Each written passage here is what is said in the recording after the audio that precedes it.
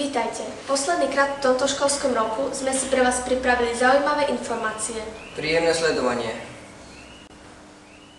Naša škola zorganizovala okresné kolo súťaže Slávika Slovenska 2012. Tento rok sa zúčastnilo 26 súťažiacich. Anička, dušička, kde si bola? Keď si čižvičky zarozila, Učební hudobnej výchovy sa stretlo 26 súťažiacich spolu s pedagógmi, niektorí i s rodičmi a starými rodičmi. Celé dopoludne sa našou školou nesli krásne tóny slovenských ľudových piesní. Úlohou poroty bolo určiť v každej z troch kategórií prvé až tretie miesto. A komu sa podarilo vyspievať si najlepšie umiestnenie? Tu sú mená víťazov. Prvá kategória Miroslava Peťková, druhá kategória Diana Sedláčková, tretia kategória Jakub Adamovič. Tretíkrát naša škola usporiadala súťaž v tvorbe prezentácií. Úlohou bolo vytvoriť prezentácie v PowerPointe.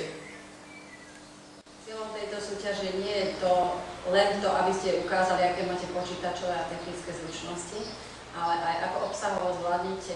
Súťažilo sa v dvoch kategóriách, 8. a 9. Trojčlenná porota v zložení doktorka Martina Mazáňová, vedúca oddelenia školstva Mestského úradu Topolčany, doktor Milan Lisý, viceprimátor mesta Topolčany a Michal Antala, žiak SOŠ Tovarnícka ulica Topolčany, vyžrebovala na začiatku súťaže súťažné témy. Tento rok to boli tieto.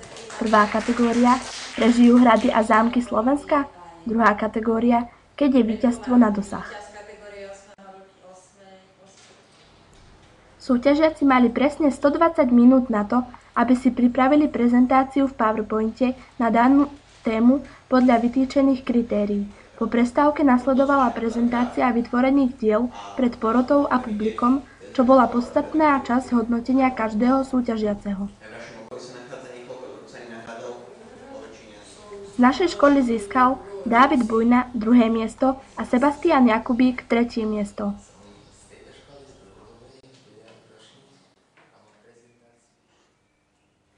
Naši žiaci si pripravili program ku Dňu matiek. Potešili sme všetky mamičky.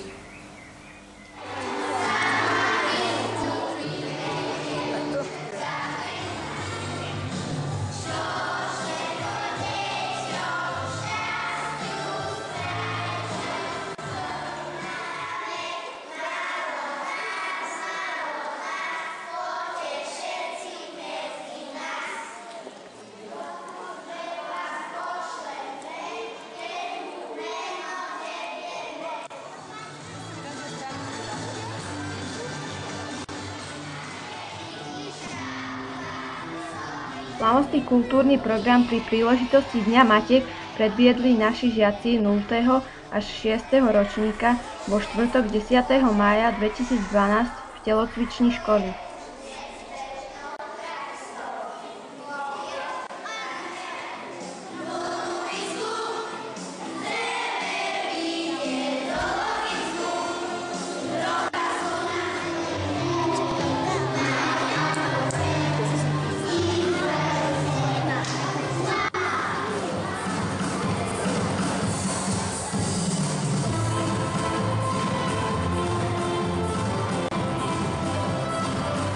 Básne, piesne, tančeky, hra na hudobnom nástroji.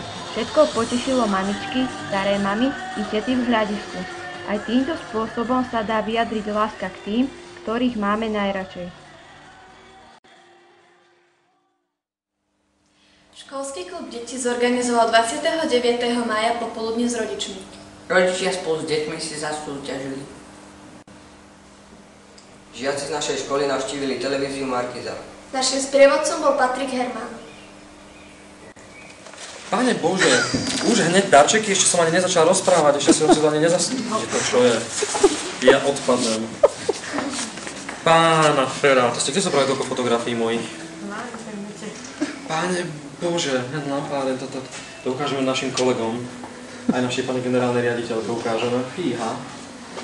No ďakujem veľmi pekne, pretože to niekde musíme teraz, a už aj viem, kde si to vyvesíme, kde si to vylepíme. Pripravujú sa na televízne noviny o 17. hodine, tak sú všetky kamery orientované smerom na kulisy televíznych novín. Potom, keď sa začnú vysielať, neviem, 17:25 začne sa vysielať Reflex, tak sa všetky kamery otočia tým smerom, aby s ním mali falatu.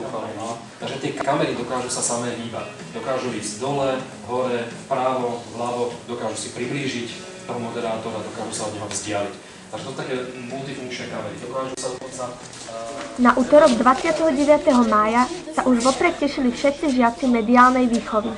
Čakala nás Záhorská Bystrica a v nej televízia Markíza. Naším sprievodcom po Markíze bol Patrik Herman, moderátor Lampárne a teraz už i vedúci oddelenia spravodajstva a publicistiky v Markíze. Privítal nás pred vrátnicou úprimným úsmevom a viac ako hodinu sme strávili v jeho spoločnosti. Zastrčíte do zásuvky a vysielate z ktoréhokoľvek miesta, kde chcete v tejto televízii, napríklad aj pri tom jazyre. Keď sa potom prosím vás pekne pôjdete pozrieť na Videli sme štúdia televízie Markíza, režisérske stanovisko i štúdio, v ktorom sa vysiela známe Teleráno. Patrikovo zaujímavé rozprávanie všetkých zaujalo. Odchádzali sme plní nadšenia a zážitkov. Opäť sme urobili ďalší krok vpred v oblasti spoznávania médií a práce v nich. Aj v škole sme oslávili Deň detí. Pani učiteľky si pre deti pripravili rôzne aktivity. Bolo sa do čoho zapojiť. Dráha s kolkami, nosenie knihy na hlave, skákanie na švihadle, krútenie kruhom, tancovanie zumby, rôzne logické hry a hádanky, kreslenie.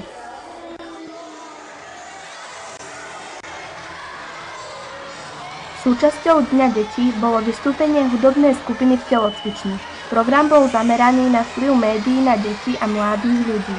Medzinárodný sviatok detí bol veľmi rýchlo za nami a zostali pekné zážitky.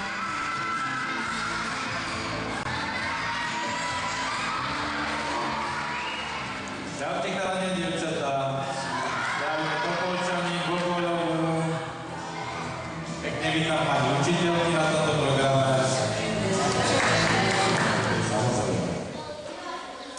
A môj druhý darček, vieš, aký bude? Môj druhý darček je...